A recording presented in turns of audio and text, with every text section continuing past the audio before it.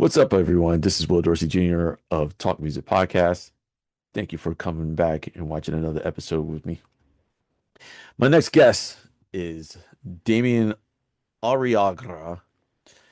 He's a percussionist for Jonas Brothers, Miley Cyrus, Demian Arriaga. That's just to name a few. He's done some great stuff in drumming for Richie Sambora, which I just learned about that. And I mean, incredible story here. Everybody, welcome Demian Arriaga.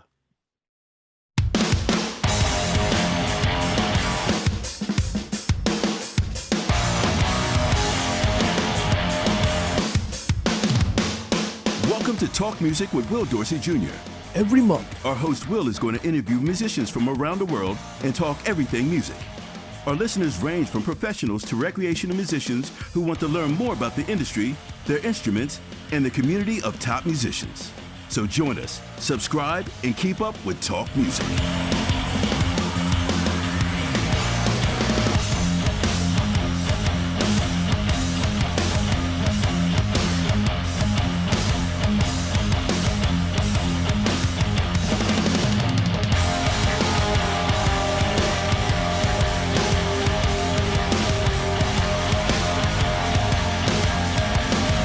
visit us on www.talkmusicpodcast.com.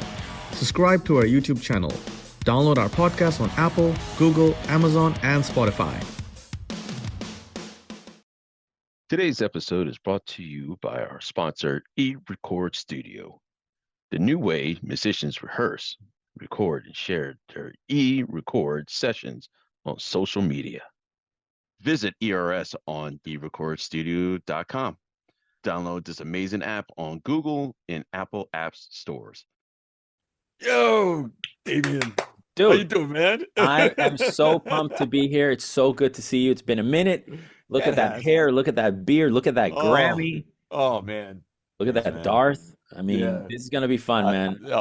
Yeah. I just like Darth Vader and whatnot, and Star Wars and Yes. whatever. It's just one of my things. Sorry.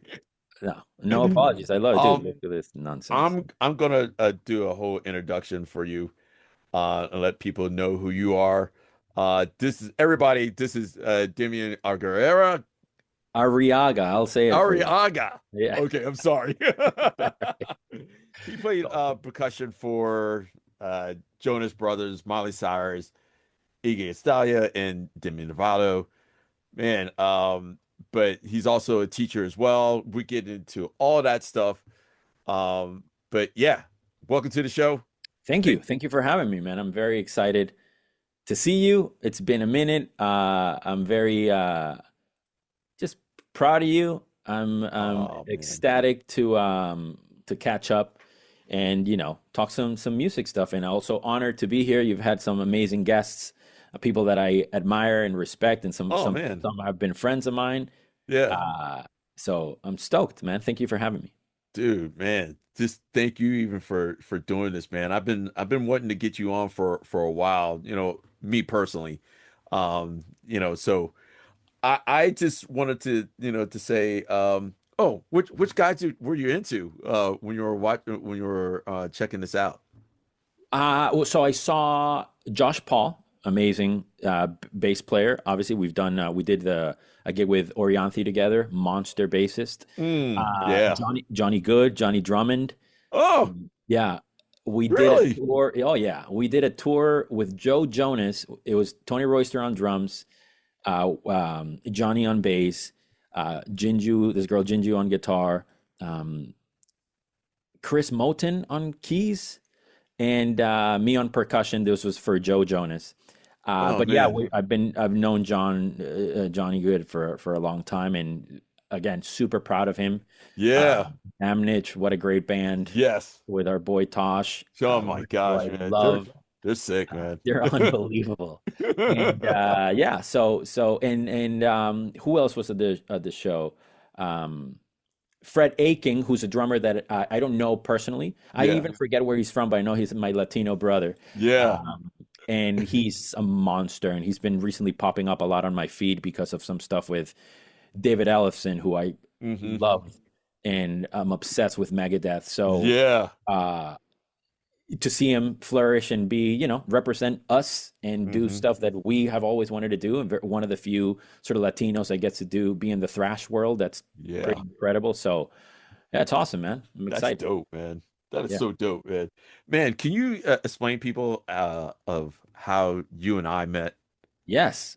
How can I forget? So in January of 2029, I moved to LA, and I moved with essentially nothing, very few savings and some contacts here and there and dreams of being somebody in this city. Yeah. And what do? You go to Guitar Center in Sherman Oaks, because the one in Hollywood was too far from where I lived.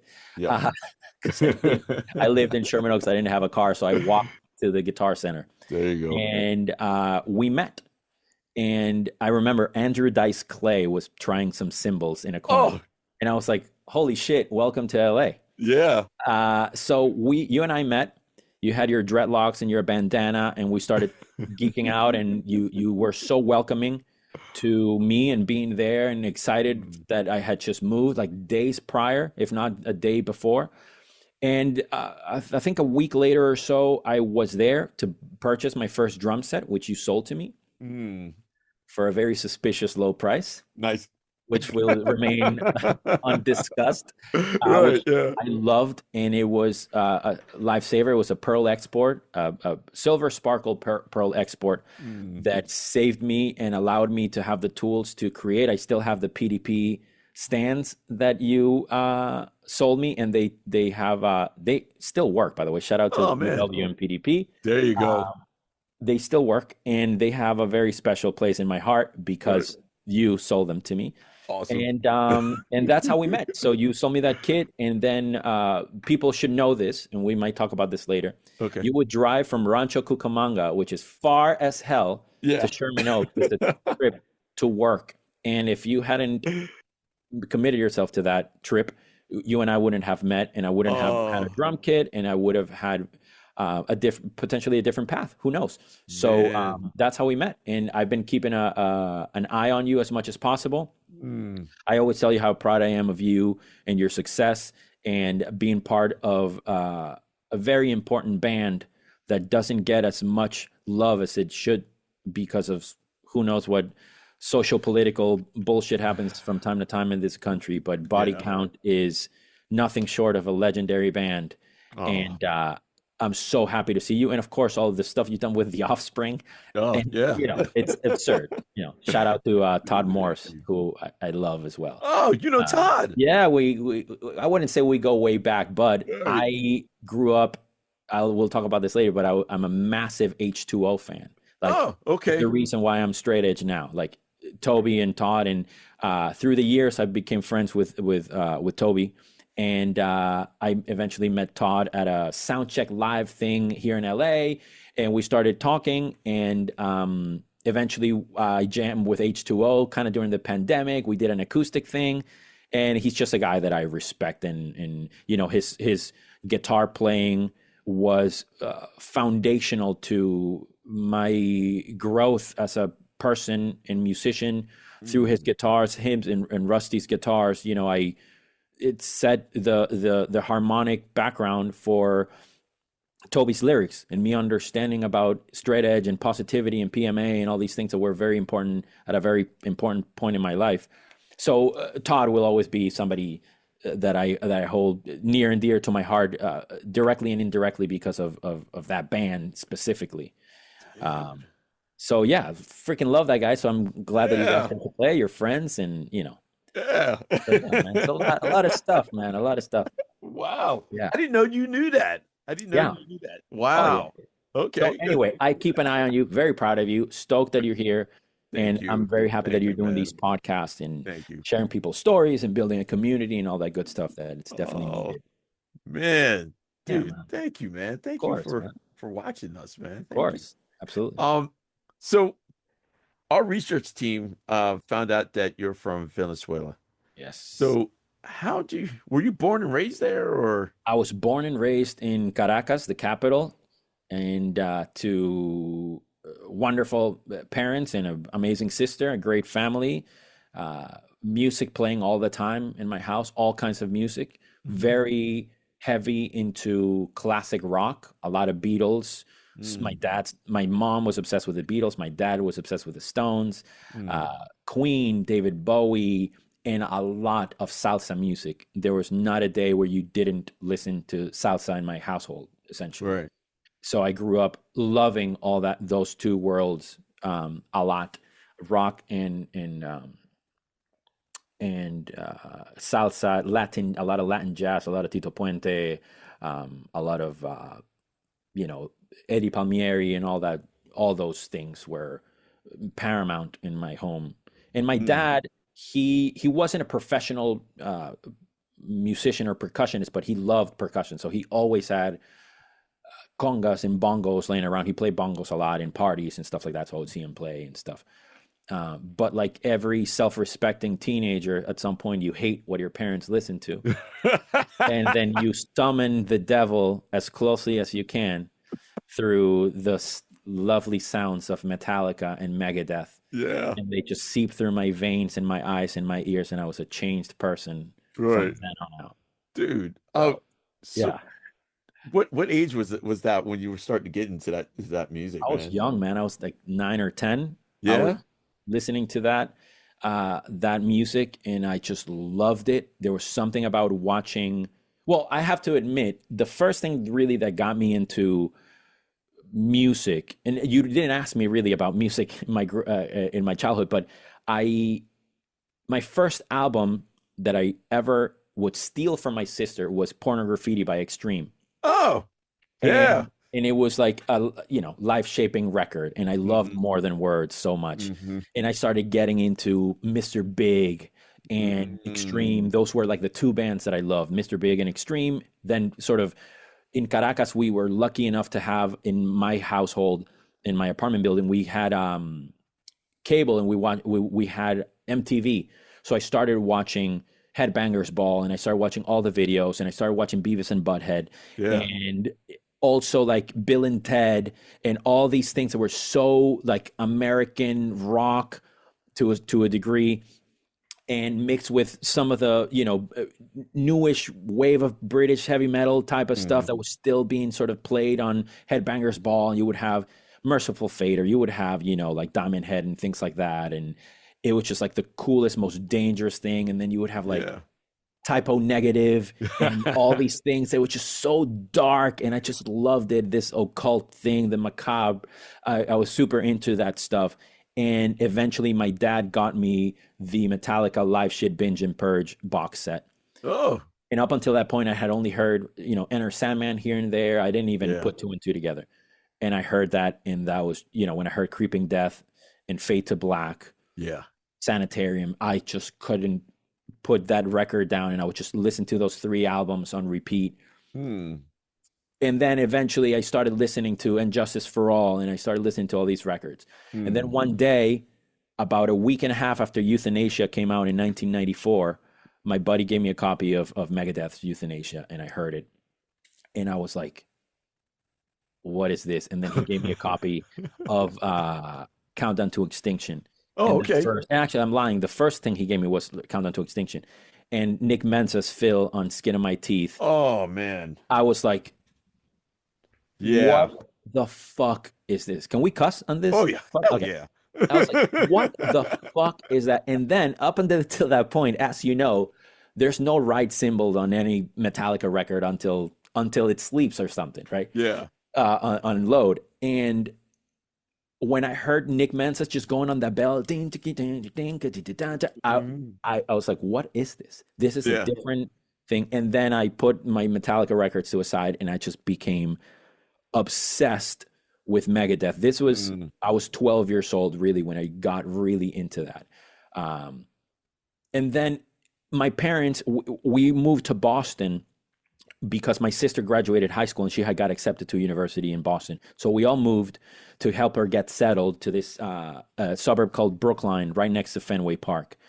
And when I got there, that's when I first sort of started skateboarding and kind of being on my own. And I would be the kid with a Discman and being like the music kid at school. It was like the immigrant kid, the metal kid, skateboarder. And it was really, really neat. And then a buddy of mine showed me H2O in and I was just blown away. But when he gave me that H2O record, I remember, obviously, for anybody that knows this, the first song from the album, 5-Year Plan, the self-titled record, the song 5-Year Plan, it says, "My friends look out for me like family. My mom's been struggling since I was 3," and all this other stuff happening. And I was just blown away by those types of lyrics. Before then, it was like The Conjuring by Megadeth, right? Like, you know, welcome to our sanguinary sect of worship and all that shit that I loved, right? Or Master of Puppets and back, of course, I was listening to heavier stuff. And of course, Get the Funk Out. And a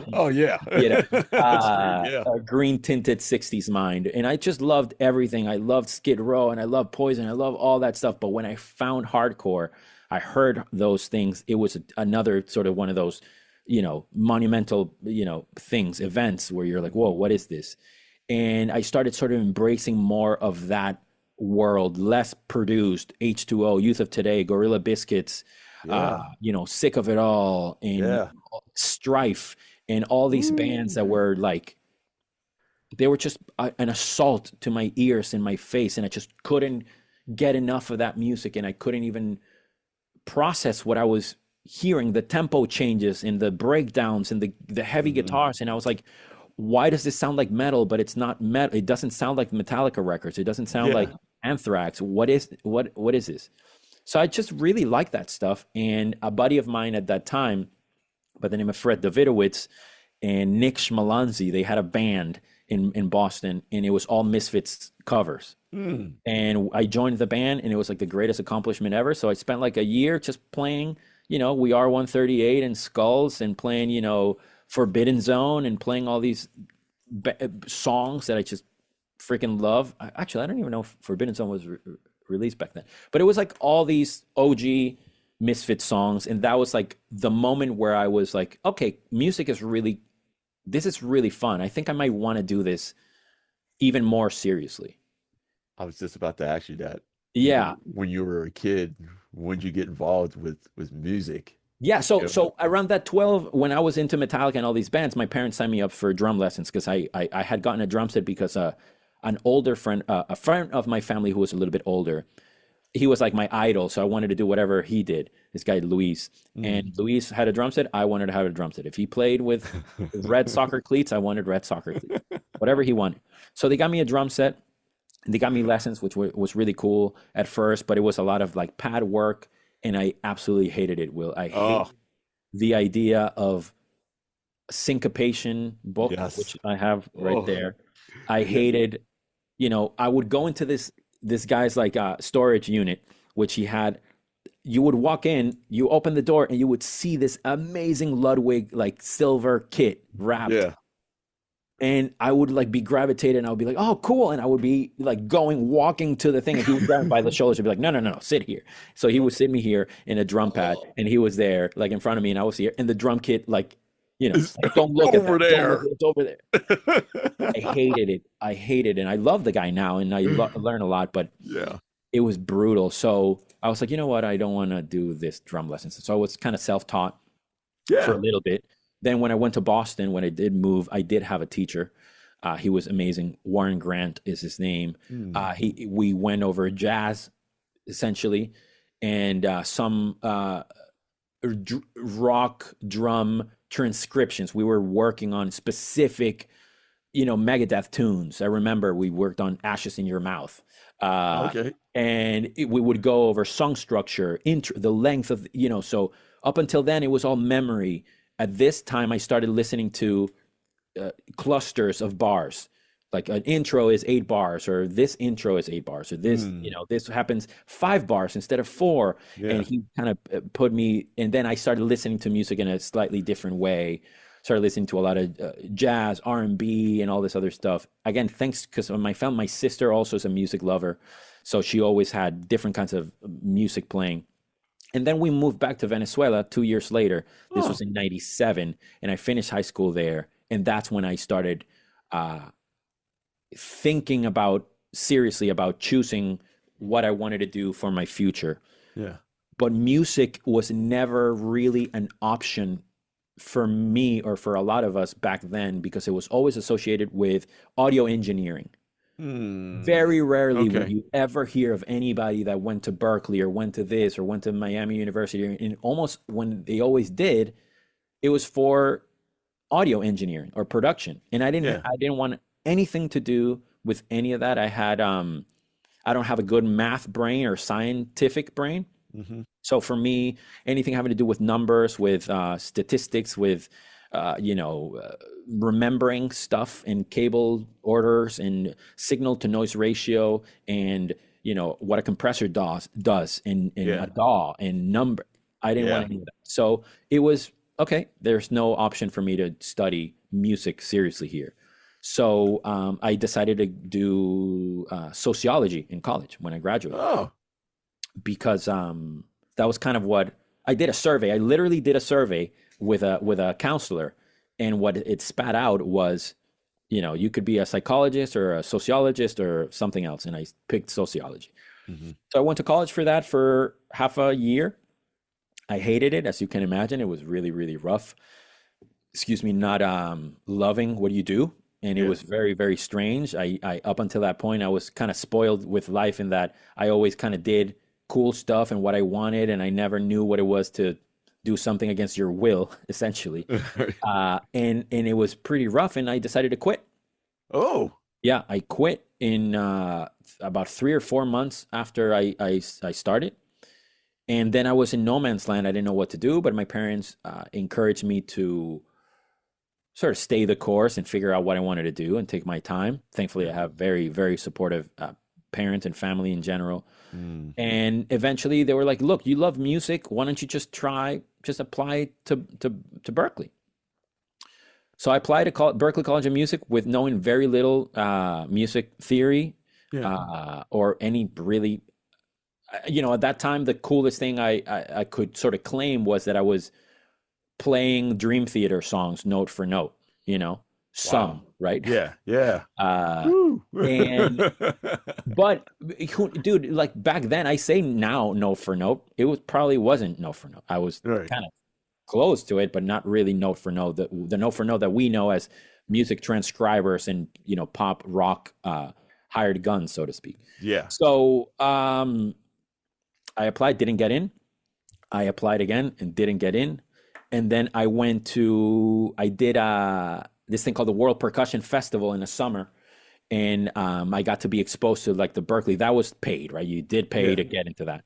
Yeah. And eventually I met a couple of teachers there, and I had a couple of meetings there with admissions people, and I applied one more time, and they finally accepted my my application, sort of like conditionally. Like you had to basically clear X GPA to remain in the college. Yeah. So I was able to do it, and it was the greatest thing ever, dude. Going to that place. It was lovely. It was very eye-opening. I mean, we can get through a lot of that. I don't know if you have any questions, No, that's just very interesting, like you going into the college like that.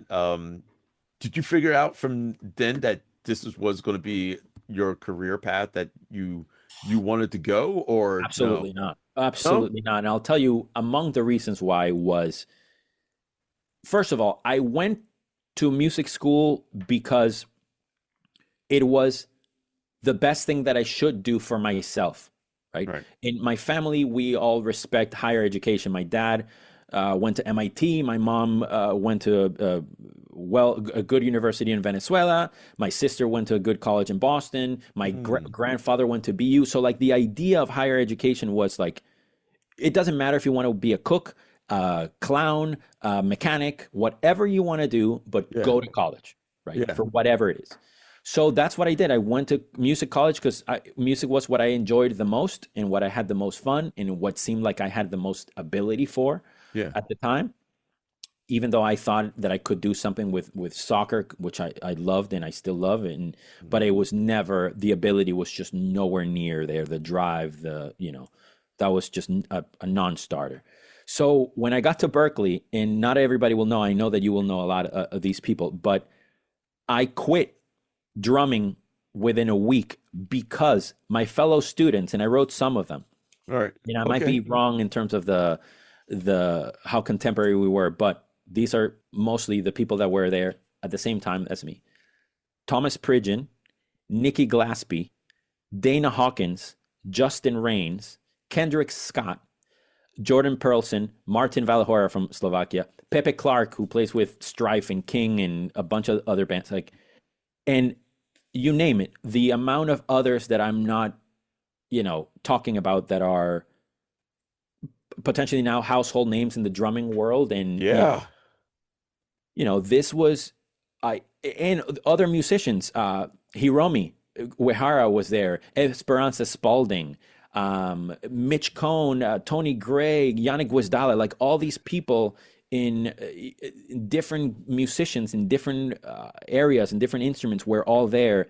And I definitely felt like I didn't really belong there from an objective standpoint, where it's just like, I'm just not that good at my instrument to be compared or to get these gigs. Like, and Fred Aiken spoke about Pepe, that he plays with King and other people. If you heard any human being was in a room with Pepe Clark and you heard how he hit his rim shot, you just couldn't believe. It's just like I'm never ever doing this. Right. Like there's just something where I need to find my way in this world, because I'm also not playing like Kendrick Scott. Sounds like the jazz greats. Like, how am I? This guy sounds like Elvin Jones. Like, what am I even going to? Why they're playing with mallets and the snare is off? Like, what is even that? It just, I didn't come from any of that vocabulary. And then I decided to switch to hand percussion to learn something new from scratch. I was just saying, like, if I'm going to be in this place, in this amazing place to learn, I might as well learn, like truly learn something new. So I signed up for Afro-Cuban percussion. Ooh. And that's what I did for a lot of my time there, was congas, bongos, timbales, and all the aux stuff that I love, shakers, tambourines, and the little, you know, rhythmic adjacent stuff like, you know, chimes and, you know, wood blocks and things like this.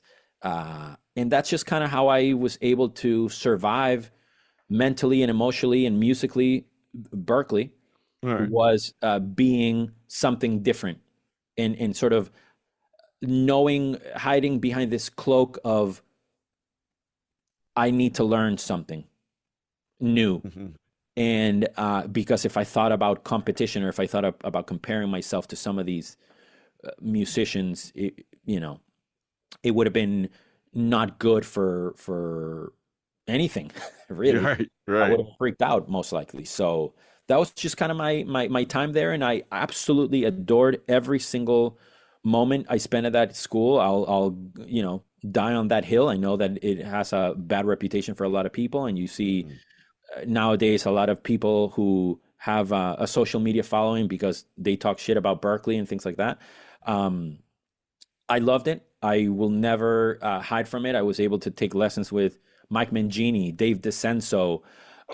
I saw clinics with Dennis Chambers, you know, Kenwood Denard, you name it, you know, Abe Laboriel Sr. and some of the most, Pat Metheny, Mike Stern, they were there all the time.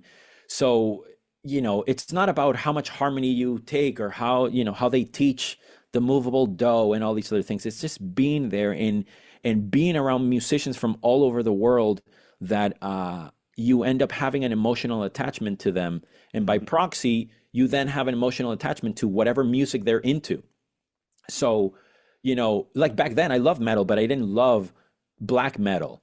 I was friends with Pepe, this guy Pepe, who had a black metal band. And because I loved my friend, I would go see him play black metal. And then I was like, okay, maybe I'll listen to some Mayhem and I might listen to some other shit, you know. And then same with, like, if you have a friend from Turkey and they listen to Turkish music, or a friend from Cuba and then you're listening to, I listen to salsa, but maybe this is more deep Cuban folk stuff, and so on and so forth. So to me, there's no substitute for that. And the lessons that I learned from both Mike Mangini and Dave DeCenso are so more beyond anything drum related that I could ever explain. And it was worth every penny that I spent in that college. Yeah. and obviously times have changed, the economies have changed throughout the world, but I absolutely loved it, and let alone all the networking aspect of it all, and all these other things. So I'm very, very thankful for my time there and everything I learned, and my fellow students that were some of my favorite drummers and musicians on planet Earth are people I went to college with, you know. Wow, man. Yeah, you you mentioning Nikki and Thomas Persian. Just stupid. Just stupid. Oh my gosh, man. And I totally get that, because I felt almost kind of like that when I first moved out to LA and started meeting Ronald Burner Jr. and Chris Coleman and Thomas, all these guys, you know, that could just shred all day long. You know, of course, you know, we did that at this church in LA, just shredding until like 4 o'clock in the morning or whatever. And I was trying to find my path. Like, okay, I'm not these guys at all. I gotta try to find my niche or whatever. It's tough, you know, Yeah. like, you know, trying to figure that out, you know, because man, I almost, like I said, you know, like I wanted to quit, you know, especially after hearing those guys, and I wasn't educated like that, and I didn't go to school like Berklee or anything like that, and I kind of wish I did, because, you know, like a lot of my you know, drummer friends or whatever, they all graduated from those type of schools. And Yeah, yeah. but sorry to interrupt, but like you have done and are doing things that we all go to college to try to do. You know what I mean? So it's true. Like a lot of my friends from Berklee, myself included, I can't claim the things that you have and you have done. So yes, we all have different paths.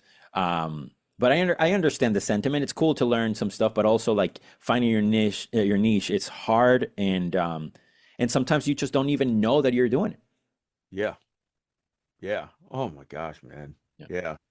So when you were going to that school, did you start getting into like any bands, or were you just, you know, jamming with some? I was jamming with random friends here and there, and I did have a project with a Japanese piano player. His name is Yuki Kanesaka. And by the way, I'm sure some people have heard of this guy, Tall Yuki. He's from New York. He's a keyboard player. The reason that guy is called Tall Yuki is because there is a little Yuki that doesn't get as much love, but he's a badass multi-instrumentalist producer guy. So we had a duo. It was called the Latin Groove Duo. So we played you know, some Latin jazz and some like groove, neo soul-ish type instrumental stuff. And we did a lot of gigs, like corporate gigs and in bars and stuff like that. It was a lot of fun. That was kind of like when I sort of halfway through college, I started doing a lot of drum set again.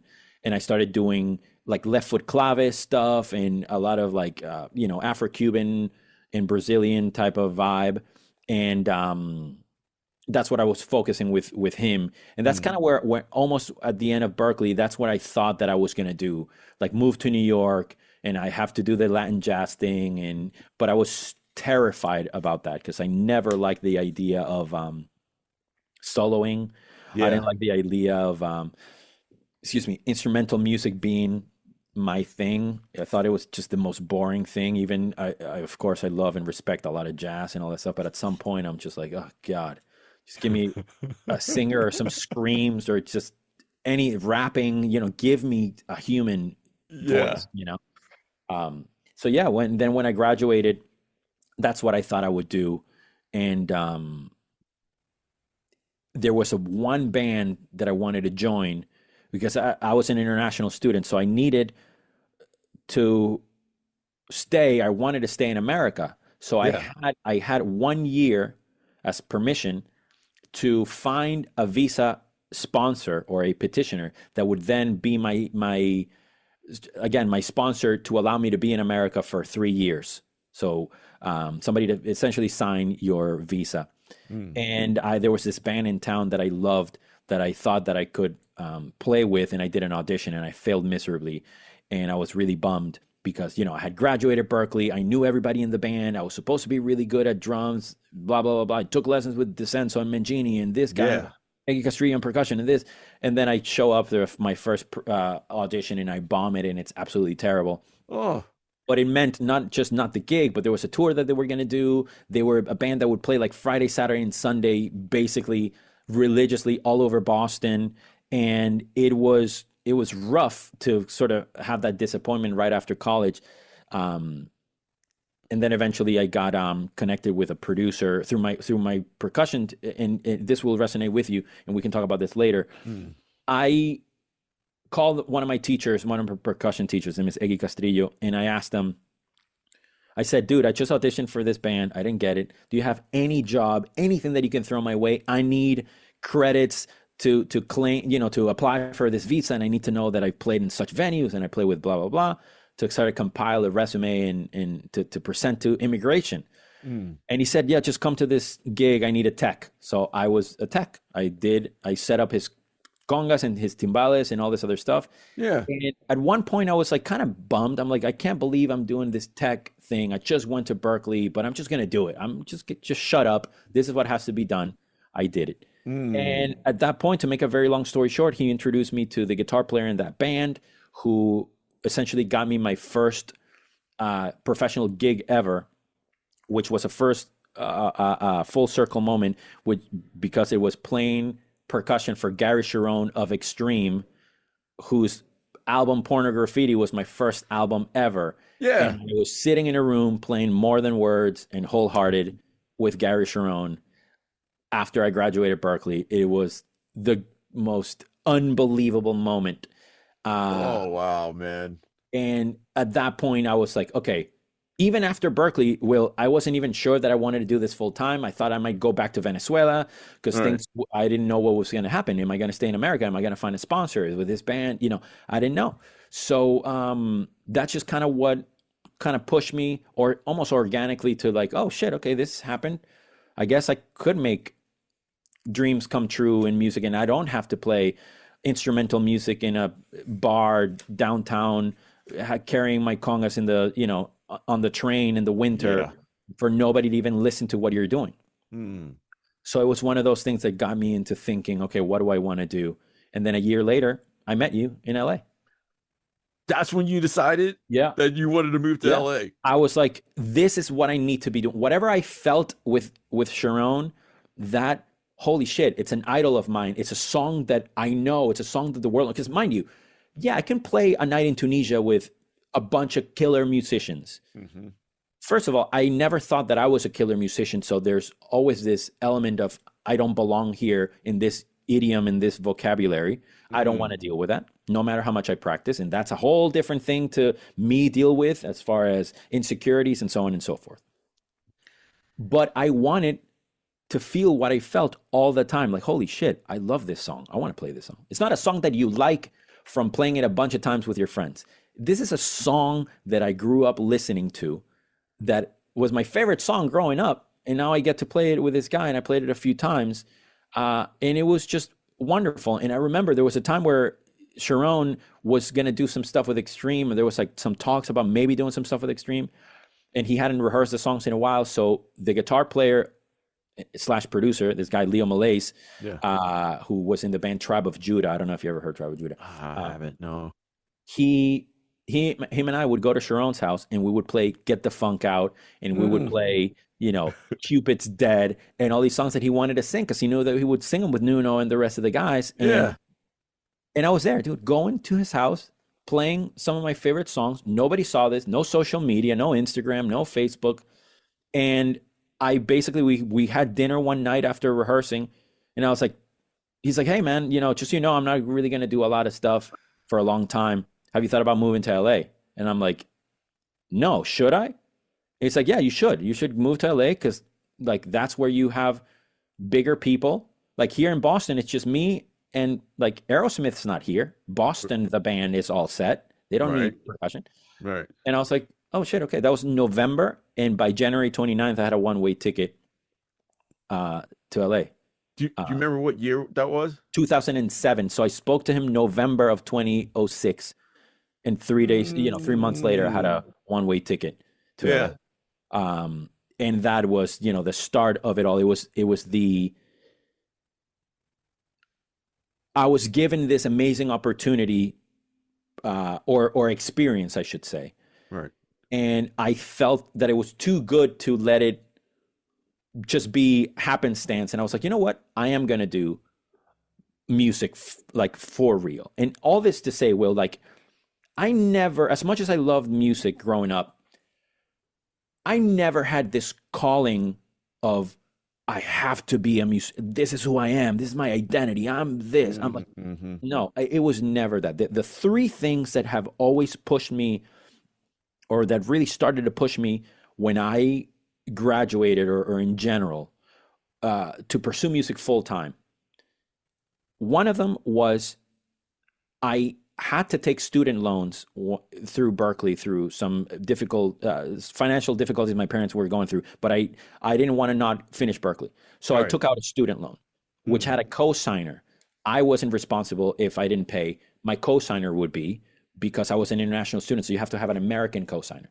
So the responsibility to pay my student loans for my co-signer was the main drive of my musical life. No, not the love for drumming or wanting to play with no. It was like, holy shit, this person co-signed my loan. I need to make sure that I have enough money to pay every month so that I can get that, wow, hundreds of thousands of dollars, right? So that's the thing. The other one was the sense of urgency of staying in America, because I didn't want to go back to Venezuela. So it's like, okay, I want to stay here. Yeah. This is before Venezuela was what we know now. Right. So I was like, okay, I need to stay in this country. I got to find out, I got to work to make money for my visa, for my student loans, but I also need the work for my visa so I can apply. So I was doing all kinds of gigs for free for the credit. So I can say, I played at this bar, I played at this bar, I played at that bar. And then when I presented to immigration, was that. And then the third thing was this support that I always had my entire life from all my friends and family. At no point have I ever been bullied or made fun of or looked down upon for being a musician, ever. Every single parent of my friends, they always supported me, asked me about music, would give me an album, would be like, hey, check out this, you also play the flute, or whatever funny comment. So I was like, holy shit, man, I'm so privileged. I have all these things. I have the responsibility of money and immigration, but I also have this thing of people, this sort of good gremlin that empowers me to keep going. And then life rewards me with this token of, here's playing your favorite song of all time with essentially your favorite singer. Yeah. What are you going to do with it? So I had a choice. And then I was like, okay, I need to repay all the people that have helped me get here. All those parents, all those friends that always supported me. Yeah. That's what my main drive for music was. It's like, I have fun playing music. I'm decent enough to play drums. And now I learn a bunch of percussion so I can make myself more useful. And that's why I do what I do, even to this day. But as you know, as you mentioned, finding your niche in LA was a little bit difficult because you get pigeonholed really, really quickly, at least back then. Yeah.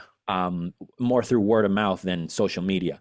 So it was tough, but the thing that was the true catalyst of change for me, aside from obviously going to Berklee, was in June 1st of 2007, I was hired by my dear friend Carl Restivo. I don't know if you know Carl.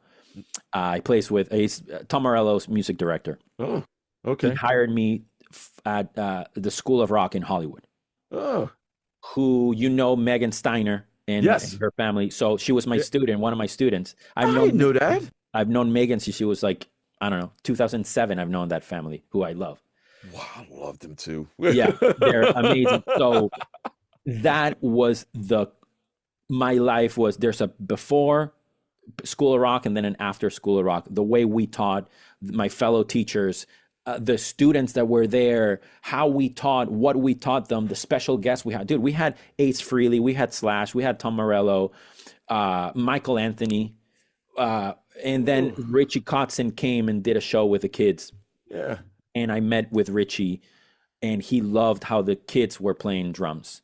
And he wanted to know who the drum teacher was that taught them the parts of the songs. And it was me, and we hooked up. And then eventually I toured. That was my first tour, was touring with Richie, playing drums, and then, you know, a bunch of other stuff. But that's just kind of the full way of how I got started from Venezuela to meeting you. Right. And, you know, I got that drum set in 2007. Yeah. And that's the drum set I used to practice for my tour. And then eventually I did actually my first shows in LA with Richie were at there was the House of Blues in San Diego, Anaheim, in LA. And for all of them, I used the drum set that you sold me. Yeah. And we were opening up for George Lynch and Paul Gilbert, which was like, wow, stupid. Yeah, two amazing guitar players there too, man. Yeah, it was. I didn't know that you played with Richie. I did for 2 years. Yeah, it was my first tour. We toured with my friend Dave Felice on bass. We did 2 European tours, 2 tours or 3 tours in Brazil and Argentina. We did like 5 shows in Costa Rica, and it was just, I was having the time of my life. It was the most amazing music to play with him, a guy that I loved, and to this day I love and consider him an amazing friend. The most unbelievable guitar player, singer. Yeah. And yeah, man, it was ridiculous. It was like one of those things, like, again, I'm given this opportunity, like, whether you deserve it or not, if you're good or not, it's like, holy shit, this is happening. I need to take advantage of. So, dude, we went to Lithuania, Estonia, Latvia. We played in London, and you have Adrian Smith next to you watching you play. Played in San Francisco in front of Jason Becker, you know, in the front row. And then you look to your right to Monitor World, and there's Steve Lukather smoking a cigarette, like watching you play. Like, so forever, I will be super thankful to Richie for all those experiences. It was just insane, man. Dude, since you were playing with Richie, how do you prepare? Do you recharge? How do you prepare for shows? So during that time? During that time, things have changed a little bit, but I wrote my own sort of way of charting things, you know, intro, X amount of bars. Richie has a lot of songs that have 5-bar phrases or an extra bar on a pre-chorus to go to the chorus to create a little more tension and all that stuff. So there were a lot where I'm like, holy shit, is this the one with 5, you know, with a bar of 5 or whatever, or the extra bar? So I had to write his stuff down. But a lot of rehearsing before I played with him. And I owe this to my friend Dave Felice, who I told you, an amazing bass player. He played for Great White. He played for Bret Michaels, DMC, and a bunch of other people. He's just an amazing bass player. We were rehearsing one day, and there was a part that I couldn't get. That what's his name? I forget the drummer that did the record. Franklin Vanderbilt. Holy shit! What a drummer! Oh my god! Oh my god! Yeah. He did this record, and there's a fill. So, you know, we practice it, and I wasn't getting it. It's like this unison thing, and I wasn't getting it. And at some point I got it. And I'm like, okay, cool, let's move on. And Dave was like, whoa. What do you mean move on? Who the fuck do you think you're dealing with? I'm like, what do you mean? We nailed it. It's like, no. We nailed it one time. You got to fucking do it again. And I'm like, what do you mean? I'm like, okay, fine. And then I didn't get it. And then I didn't get it. And then I would get it once every 7 times. And he's like, see, like, and then he told me some things that stuck in my head forever. Amateurs play it until they get it right. Pros play it until they can't get it wrong. And I was yeah. Okay. All right. Exactly. I was like, oh shit. So of course, like my whole construct of who I was as a musician out the window, completely different mindset behind learning a thing. Right. So I reverted back to a thing that Mike Mangini taught me, which was I was dealing with a lot of stage fright during my time at Berklee, precisely because of the people that were my fellow students and so on. Yeah. And a lot of insecurities and so on. And he taught me this method, which you essentially, to make a very long story short, you essentially you chart out bar by bar, right? Every single detail. If you want to write it, with nomenclature, if you want to write with notes, or you want to write slash marks or whatever, but you want to see every bar laid out. Yeah. And you write what tempo the song is at. You play that looking at the chart. You try to memorize it as well as you can until you feel like you know the song at that tempo, quote unquote, perfectly. And then you bring it down 2 BPM without looking at the chart, and you play it, or with looking at the chart. It's irrelevant. Right. And then 2 BPM, and then 2 BPM, and do it. So essentially, you do 20 BPM slower. Then you play. When you get to, let's just say it's a song that's at 120, you get to 100. Then you bump it to 101, and then you go to 103. Then you want to go 105, and so on and so forth, up until you get to 120 again. And then you do that for 10 more BPM back and forth. What he wanted to basically accomplish with that was truly knowing the song inside out at every imaginable tempo, in case the singer counts the song faster, in case adrenaline takes over and you count it faster, or you're very tired and you count it slower. Because as you know, there's things that sit really, really well at 105, but at 104 they suck, but at 103 they fucking sound great. Yeah. Or for us. So I did that, but I know it's more of a security blanket type of thing, like knowing that you did everything that you could to get to that point.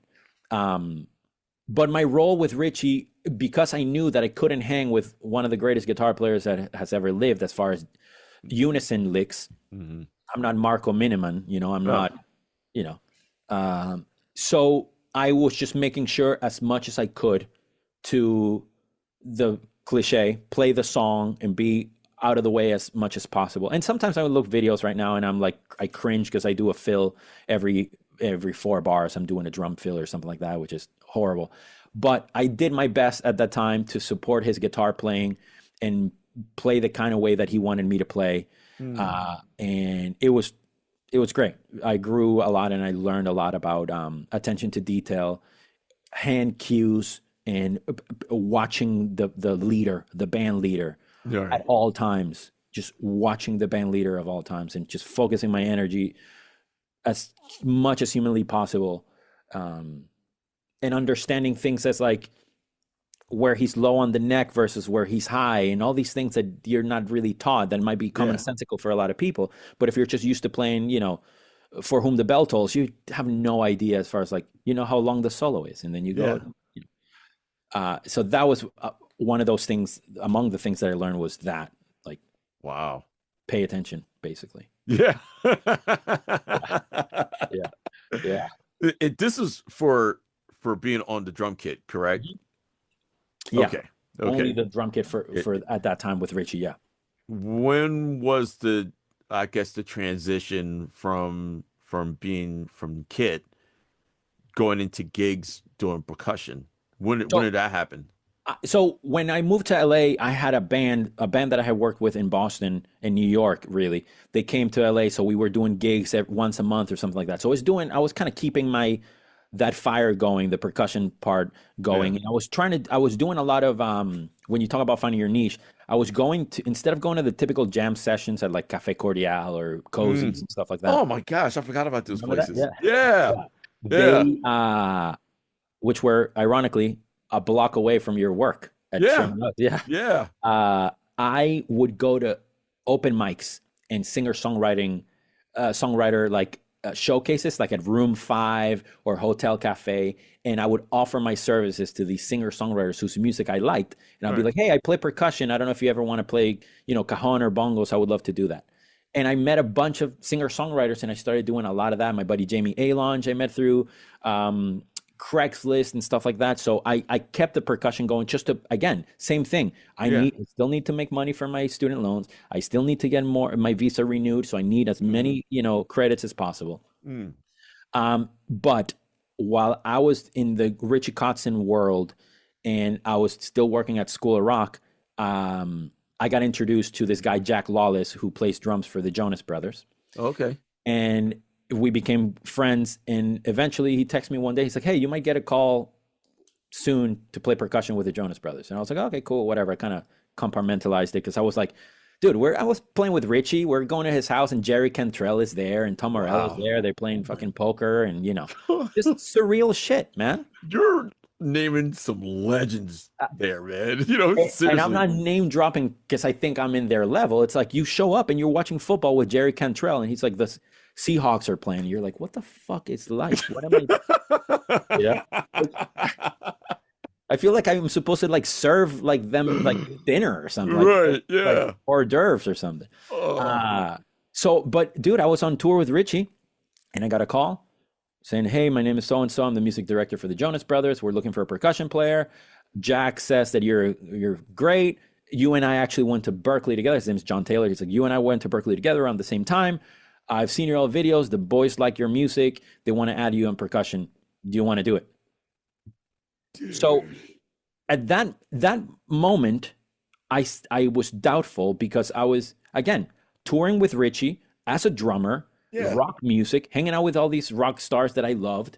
Yeah. But I always wanted, because of Headbangers Ball, because of MTV, the pyro, I wanted the typical sort of like power ballad, black and white video where everybody's like, you know, rolling or they're building the stage, or they're like, you know, they're all drunk and they're like getting into the limos, or like they're hanging out at the Rainbow. Like, I was like, I fucking want that. I don't know what that's like. Yeah. And then I saw the tour routing. I saw the pay. I saw the stadiums that we were going to play, or the arenas that we were going to play. And I was really, really torn. So I go back to LA. I have dinner with a friend of mine we met at some coffee bean and on Sunset. And we were walking to the car park, and I'm telling him, this is my buddy Jamie, I'm like, dude, I don't know what to do. What are these dudes gonna like think of me, you know, like all these metal guys? And, you know, I was hanging out a lot with like Eddie Trunk and Don Jameson and all these dudes, and we're going to that metal show. And I run into them, and literally run into them. It's like, hey, what's up, man? What are you doing? It's like, yeah, man, I'm here. You know, like fucking, I just got offered the Jonas Brothers gig. I haven't told Richie yet. And they're like, dude, fuck yeah. Fucking, you better take that gig. It's going to be so good for you. Fucking, you're going to tour and blah, blah. And I'm like, holy shit. You guys think it's okay? And then I went to Richie's house and I told him, I was like, hey, man, I got this offer. I don't know what to do. And he said, well, you're going to take it. Otherwise, I'm going to fire you and you don't have a gig. So you have to take it. Oh, my gosh. Yeah. And really? he's like, dude, I'm not doing anything for like God knows how long. I'm doing construction in my house. I'm not going to be busy. I can't pay you a retainer. You're a freelancer, dude. Do it. So I did. And that changed the trajectory of my life forever. That was June of 2010. Wow.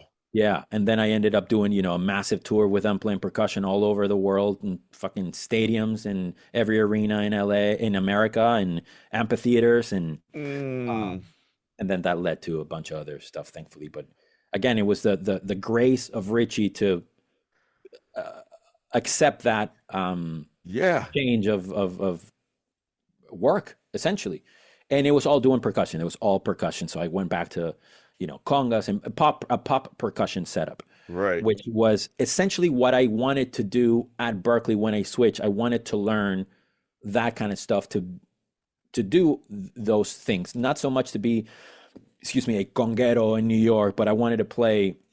At that time, it would have been, you know, Britney Spears or Christina Aguilera or NSYNC or Backstreet Boys or those were the pop. Sade, you know, and those gigs that they always had a percussionist. I love that look. Yeah. Luis Conte and of course, you know, the other greats, you know, Richie Gajate Garcia and all the ones that I'm forgetting right now that I'm obviously Sheila E. Yeah, of course. You know. Of course. So yeah, man, it was just one of those things, and that led me to other things, you know. But that's when I made the switch. It was okay. It was I almost felt like I didn't have a choice. It's like, this is what's happening. Now I got to do it. And wow. But you have like a legend even just telling you need to go do this. Yeah. That's big on him. That's huge, man. Yeah. And I mean, there's also the sense of he knows he can get any drummer he wants, right? He found a pocket of things that he liked, our friendship, our the way of working. Yeah. Get along really well with his family and all this stuff. So for him, exactly, to say that, like, oh shit, now, because I know how much he doesn't like getting new people in a band and having to find musicians and having to rehearse them and they don't play the right way and so on and so forth. So to know that he has to go through that, or I'm going to make him go through that, and he knows that he's going to have to go through that. Like you said, it just shows a big heart and a big, he knew that it was good for me. And yeah, I haven't played with him since. Dang. Oh man. Yeah. Actually, we did one thing. We had Nuno had a Halloween party, and we played together one song. But it was, who knows how long ago that was now. Oh, right. But yeah, but I love the guy. Wish him nothing but the best, and he's just a monster. Wow. And shout out to Richie. Yes, sir. But yeah, man, another legend, man. But today's episode is brought to you by our sponsor, E-Record Studio. The new way musicians rehearse, record, and share their e-record sessions on social media. Visit ERS on erecordstudio.com.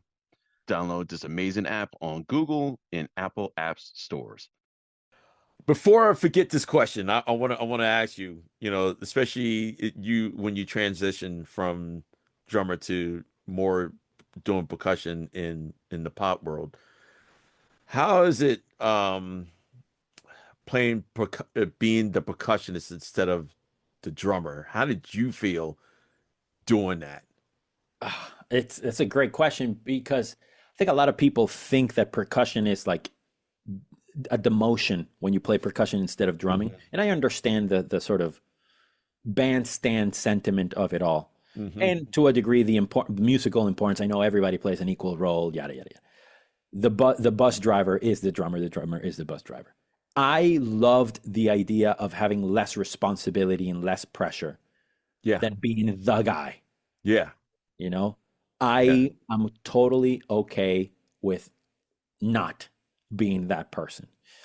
I've also been incredibly spoiled in my entire career to play with drummers that are very, very good, that know how to play with a percussion player, not from a Santana standpoint, but from a rock pop perspective. I've been spoiled. Jack Lawless from the Jonas Brothers, unbelievable drummer that plays the same song the same way, asks me what I want to do, leave space.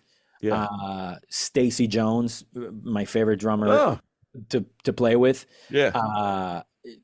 He is just the most consistent, like Jack, the same. They're the most consistent, musical, inspiring drummers that allow me to do what I do. And I've learned a lot from, the intricacies and nuances of being a percussionist through them.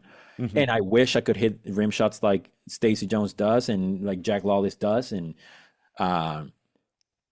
so, RJ Kelly, it's another drummer that, he's just stupidly good to play with him. Elias Malin, a buddy of mine that I told you about, I love playing with him as well. So because I've been spoiled having good experiences with great drummers, it's always great playing percussion.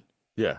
Very rarely have I been like, because as a drummer, there is this ego, competitive, the soccer player in me that goes like, oh, I could do better than that drummer. Right. But when I can't, when I don't feel I can, that's an awesome pocket to be in. I love that. I'm like, oh shit, could I do metrically the same thing? And but I couldn't make it feel the same way that these guys are doing it. Let them do that, and I stay back and I do my thing, percussion wise, which I love. It doesn't have to be hand percussion as far as congas and bongos and the Latin side. If you listen to Man in the Box, or you listen to some Black Sabbath, if you listen to War Pigs, there's tambourine there. If you listen to Sad But True, there's shakers. Yep. If that shit's heavy and I can play all that stuff, I don't give a fuck. what, Dude. Becky from Indiana might think about if I'm not the right, if I'm not doing congas on a song or I'm only playing shaker. Yeah, I'm doing it. And I'm doing it for you, Becky, so you have fun and you listen to the song just like the record, Dude. But That's a great attitude, man. thank you, man. Thanks. That's great. I don't have a choice, because if I start being like, oh, I can do that on drum, no, like it's like if Body Count calls me, you think I'm going to be like, oh, I can definitely do. No, I'm not. You do that, and please let me do, and I'll match your double kick with a tambourine. Right. Yeah. We'll figure something out. It'll be cool. You know what I mean? Yeah. I love that aspect. And, the reason why at the end of the day I stuck with drums was because I wanted to play with other musicians. Mm-hmm. I wanted to play with Marty Friedman and with Dave Mustaine and with David Ellison. I didn't want to play. I love Nick Mensa, my favorite of all time. There was just I didn't play drums so I could replace Nick or replace whoever. I wanted to play with the musicians that they played with. So eventually I did the same thing with percussion. I'm like, well, I don't want to replace whoever's playing for Paramore one day. Mm-hmm. I'd rather have them play like the song, and I can play tambourine on That's What You Get, and like just be like, oh, I don't have to worry about when the things are coming. Like, that's fine. I love the low pressure, sort of the lower quote unquote stakes of being percussion. But obviously we all know there's a lot of, one wrong tambourine hit and you ruined the entire damn song. Yeah. That kind of. Oh, sorry. I was gonna. I'm done. Oh no, I was gonna ask. You ever had that drummer that didn't like played over top of you? Like, yeah, of course.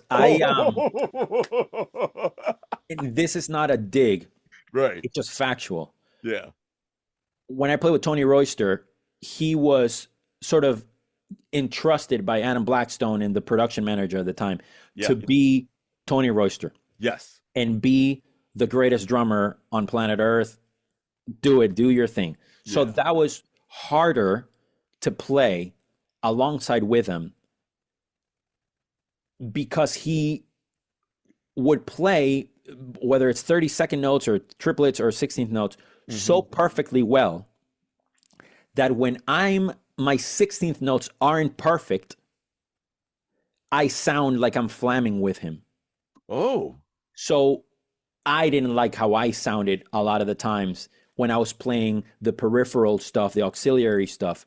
When I was playing congas, I can be selective of 8th notes and 16th notes and draw a sonic picture dynamically. But if I'm doing a thing with a transient or with staccato, and I'm not matching perfectly with Tony, I feel like I'm flamming. He can probably barely hear me because he's doing the thing. Yeah. So I felt that was hard, not because of how busy he was, but because how he would expose my shortcomings metrically and meter wise. So that was hard for me. But I loved, I have a song called, Joe has a song called See No More that I loved, and just Tony would crush it. And then, it depends on the band. If you see Tony play with Jay-Z, he plays like a fucking the record, like a drum machine. Yeah. Like no fills, Tony might as well have a kick hat and snare drum. Right. Oh man. Or with Katy Perry, Yeah. So he's a monster musician, funny as hell, hardworking dude. I don't think I've seen any drummer practice more than Tony Royster practices. Really? And it shows. Wow. That's why he plays how he plays and has played with who he has played, and absolute monster. But that was if I had to say, like, and there've been drummers that don't have their shit together, or don't know how to play with a percussion player.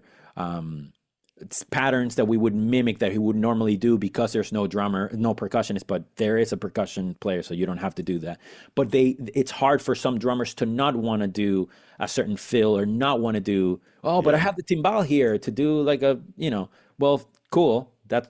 Let me do it, because that's what I'm supposed. Yeah, that's a percussion. Right. So you deal with like, okay, man, you do whatever you got to do. You want to do that fill, you do that fill. I'll do something else, and try to. That's a very much an ego checking exercise for me as well, So like, okay, I don't have to impose my Latin hood, over this. I don't have to play clave. I don't have to do a timbal hit, One thing that I worked a lot with Stacy Jones was I had this idea of crashing on percussion all the time, whenever they crash, we do crashes together. Yeah. Because a lot of the stuff that I was doing with the Jonas Brothers were like arenas, and it would look good if you have another guy doing a hit. Yeah. But with Stacy, I realized I was doing a little bit of flamming that I didn't realize that I was doing with single hits on a cymbal. So my cymbals on stage, whenever I play with Stacy, I never ever crash. I swell. Oh, okay. So, and then I've adapted that to my percussion sort of arsenal forever. I never crash when I play, ever, really. If I'm playing a shaker, I'm never going I'm never crashing if I don't have to. I swell. So that way I don't interrupt any of his kicking in cymbal perfect hit. You know what I mean? Can you do me a favor? Yeah. I don't know. This is unplanned. I'm sorry. Yeah. Can you show me like on that kit, like how you swell? So, well, I don't have my mallets with me. Yeah. But it's I would, well, there's sort of single-handed swells, obviously, if I have to do the thing. Yeah. Do I have mallets around here? Let me take a look before hold on a second. Give me a second. All right, that's cool. Normally, you would have, you're playing your shaker. Yeah. So normally you would be like, you're doing the thing and it goes like boom, ba, da, da, dum, da, da, dum, crash, right? Yeah. It's like what most people would do. Yeah. I try to get away from that stuff. And if it's a build or something big. Okay. So if you're going boom, ba, and the fill coming up, da, da, da, da, da, da, da, da, da, da, da, da, da, da. Okay, yeah. So that way I'm seen as I'm doing something. Yeah. Right? The visual contribution and my sonic contribution is just, there's a peak, but there's not a point. It's just a suggested higher volume. And you can interpret the peak wherever. And it could have been a thing of, a musical taste thing at the moment, or that the song had like 2 hits within, because it doesn't have to be a hit on one. It could be a hit on the and of 3 and then on 1, but you're starting to play that swell to take up that sonic space during the duration of a bar, half a bar, and then after. So it has a peak, but it also has a tail. Because if I just crash, it just crashes. So that way, when I swell, there is no flamming whatsoever. That's awesome. You know what I mean? So those are things that I've never thought about until I work with a guy like Stacy, for example, that he pointed it out. I'm like, oh, shit. Right. And then you go to the studio, you hear back, and you solo the tracks, and you're like, oh, fuck, I am flamming. Oh, wow. Yeah. Wow. Something so basic as a hit on one, like a quarter note. Right. And you're flamming, not always, I'm not also here to shit on myself, but enough where I was like, ooh, God, I need to do that. So, right. Oh man. Thank you for doing that, man. Of course, dude. Thank you, man. Yeah, I just wanted people to know what you're doing. Yeah.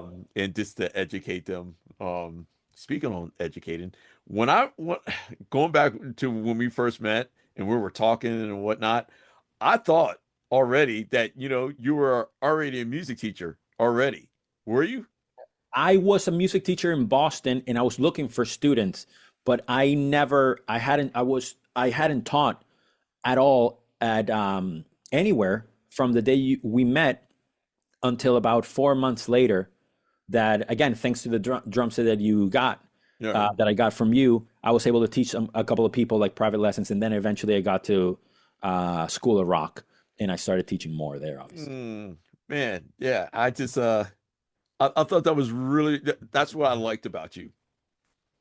Like you're, like the way you even talked with me, it was just, you were just down to earth, cool. And I just love talking to you, so You too, man. It was great. And I was like, man, this dude's cool, man. Like every time you came in the shop, man, it was just an awesome experience with you. Likewise, dude. Thank you. Oh man, no, it's just great to just to hear your experience, even with what's going on right now, our interview right now, like still even back then, it was just cool talking with you.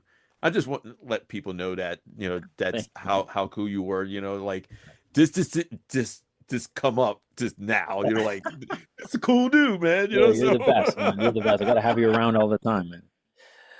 Thank you, man. It's very kind. I love talking to you, man. And I would go not for the drums, man. We'd just hang, Yeah. I think that's what made our relationship so cool. But I want to get back in this interview real quick. I have a couple more questions to ask you. Your percussion setup. Yes. How much stuff do you have? Do you have less in some situations, or what is your typical setup for some bands? There's the sort of when I'm doing pop setup, and then when I'm doing more of a sort of like, which I don't do a lot of anymore, but like more like singer-songwriter acoustic vibe, right? My setup is kind of like my drums, very, very standard. I like, for my drum set, I have 1 up, 1 down, ride, 2 crashes, hi-hat. That's it. I have some little things that I feel are kind of like quirks, but nothing major. In percussion, it's very typical. Congas, bongos, timbales, chimes, a mounted tambourine, ideally 2 mounted tambourines, and a table with a vast assortment of shakers, 4 or 5, and 5 or 6 different tambourines that depending on the artist, there are some artists that frankly, they don't care what you play. Oh. And there are artists like Miley that want to know every single thing that you play. And it's the greatest thing. Really? Oh, yeah. She's the first rehearsal I ever did. She walked up to me and she said hello. She introduced herself. And we said hello to each other. And she's like, oh my God, I like all this stuff. Can you show me kind of what they do? So I took, this is the red shaker, this is the blue shaker, this is the yellow shaker, this is the red tambourine, the black tambourine. And she was like, okay, cool. All right, okay, noted. Okay. And then later in the rehearsal, she'd be like, can you try that with a yellow tambourine or whatever, the yellow shaker instead? And be like, oh, I like that more. And so I would write that, like, okay. So I was in her ears all the time. Yeah. It was just amazing, dude. She loves percussion. I haven't played with her in a couple of years, but every time we played, we would be playing or rehearsing or playing, and she would hear me do something that she likes, and she would stop singing and like turn around and be like, fuck yeah, and then keep singing. Oh, like, really? In the middle of a show. Yeah, it was like the most surreal shit. Oh. So when you ask the setup, I think it's important for sort of toot my own horn, and I know a lot of us are this way, you as well. That's why you work so much. You can't have your setup and expect to work unless you are a Tony Royster, that you get called to be Tony Royster. Yeah. You need to set up for whatever the people need, what they can afford in backline, what you own, what can be transported at any given time. But as long, in my opinion, as you don't skimp out and you don't compromise the music because you're afraid to make one more trip to and from your car, or because it's a pain in the ass to load a 22-inch bass drum, but so then you play with 18-inch bass drums all the time. That sucks. Yeah. I think that's the most insulting, self-disrespecting thing ever. It's like when you compromise because of room, or how annoying it's going to be to carry some shit. You got to do, if you have it and you need it, do it. So my setup is very standard, precisely because if I need to do a gig and I don't have a djembe here or a mounted cajon or this or that, I still need to do the gig. And one last thing, I know you're not asking me about this. I talk a lot.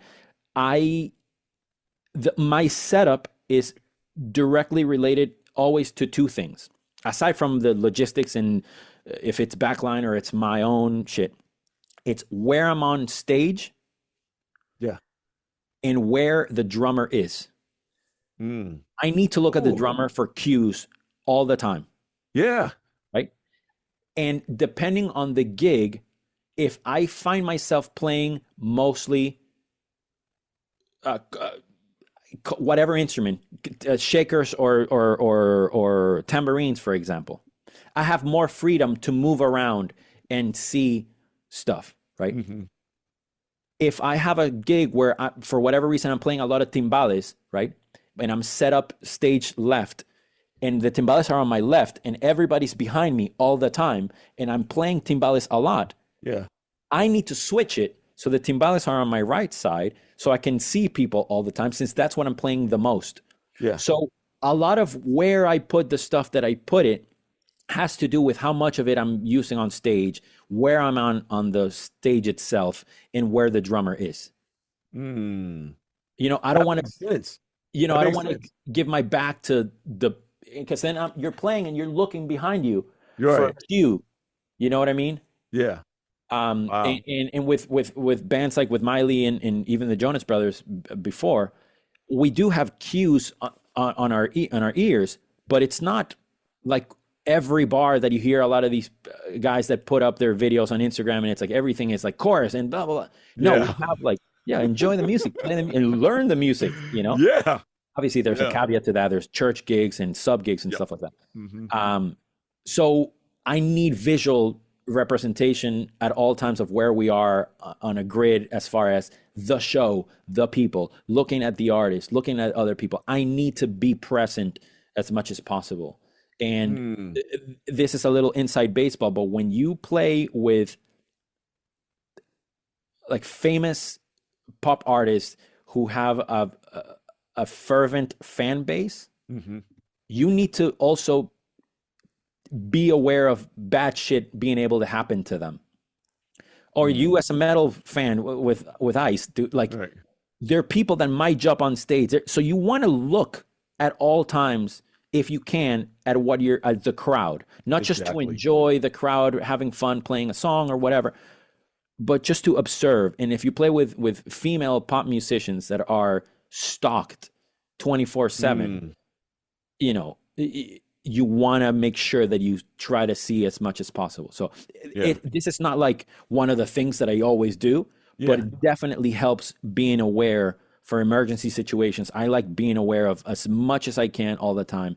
So again, the instruments that I play the most have my most attention, and they should always face where most of the energy goes toward, visually.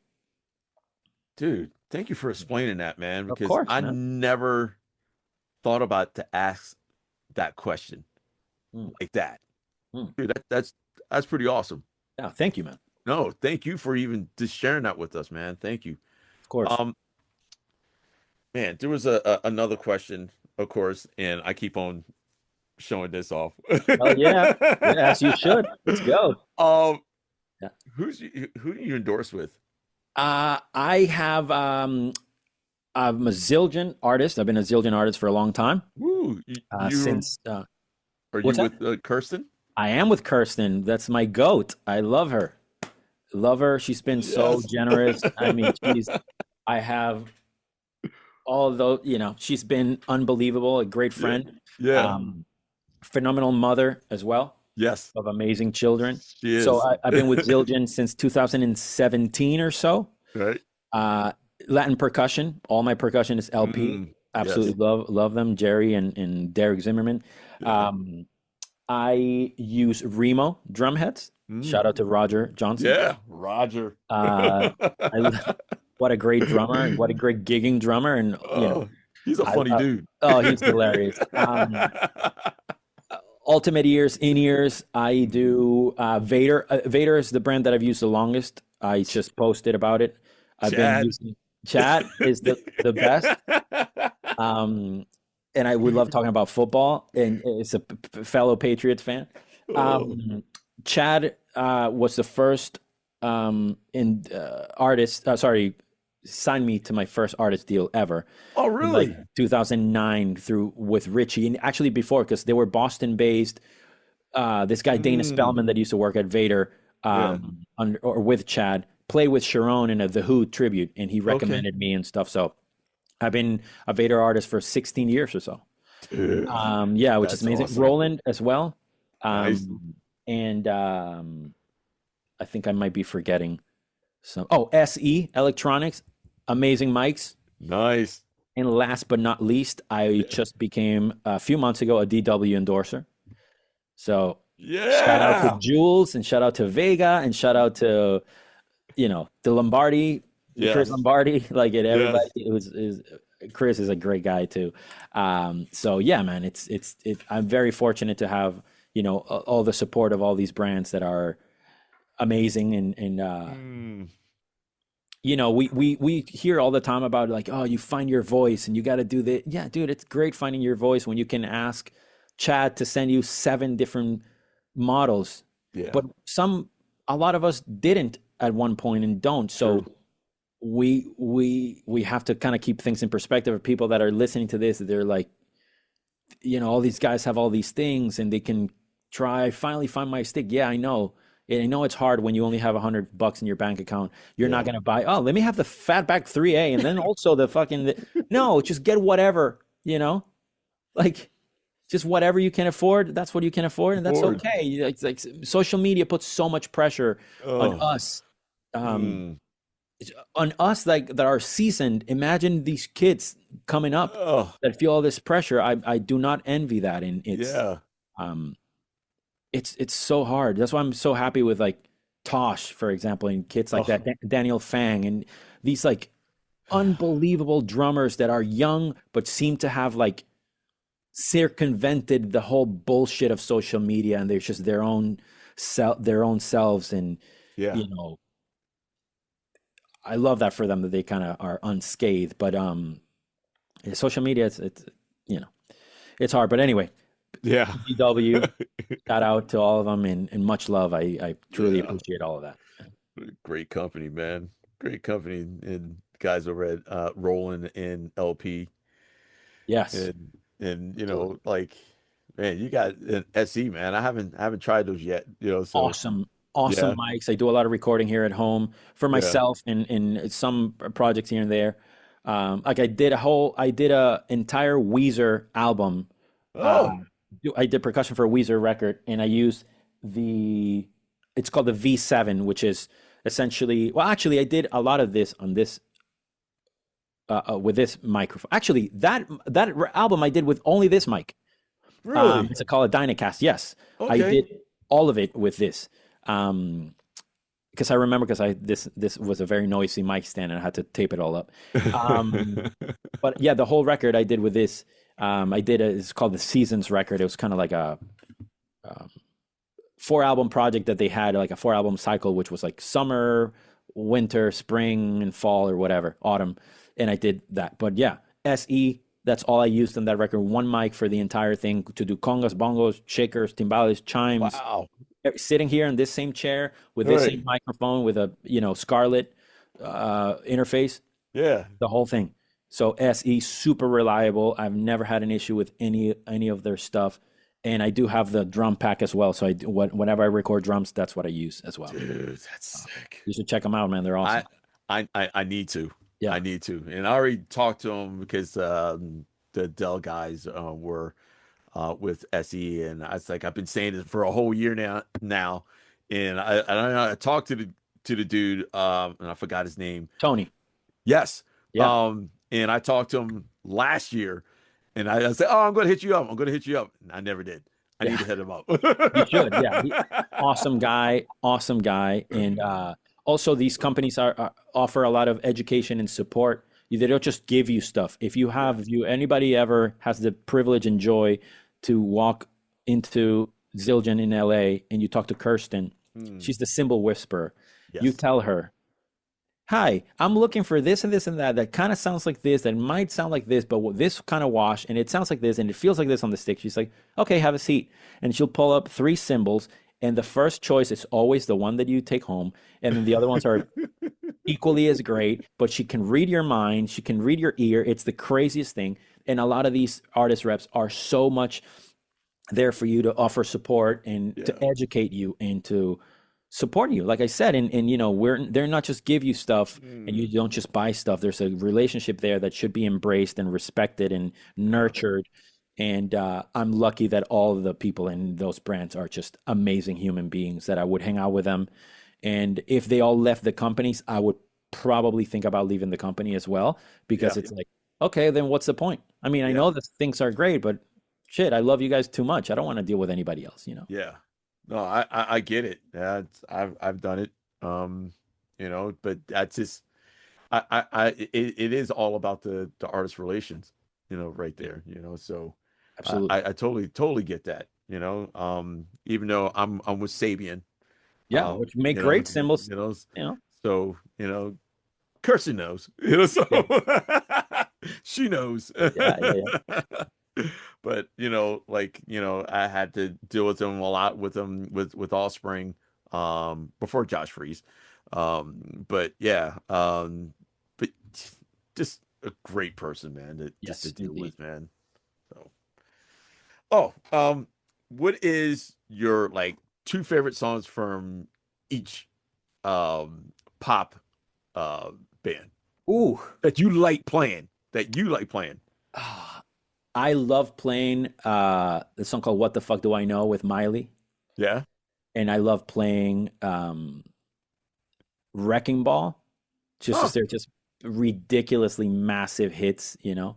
yeah. With the Jonas Brothers, I love playing a song called Hold On, which is just kind of like this hopeful, like teenage angst song about, you know, and the girls would, all the fans would just sing and just almost pass out. Um, that I love playing that song. They had a song called World War III that I really like. It was kind of funky. I really like that. I played drums with Nick Jonas for a long time. He had a song called Chains,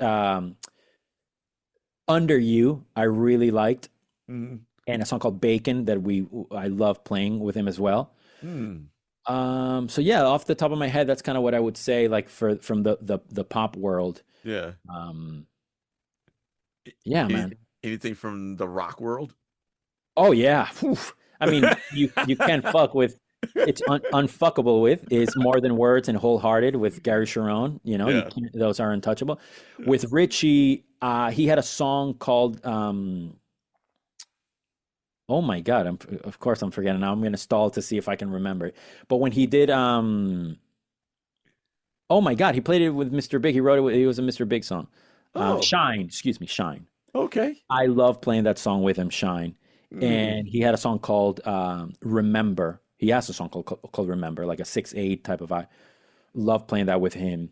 mm, Um, and yeah, I currently playing a lot of drums with Orianthi, and I love her music. So I love playing a couple of her songs. One called Light It Up that I love playing, and just a couple.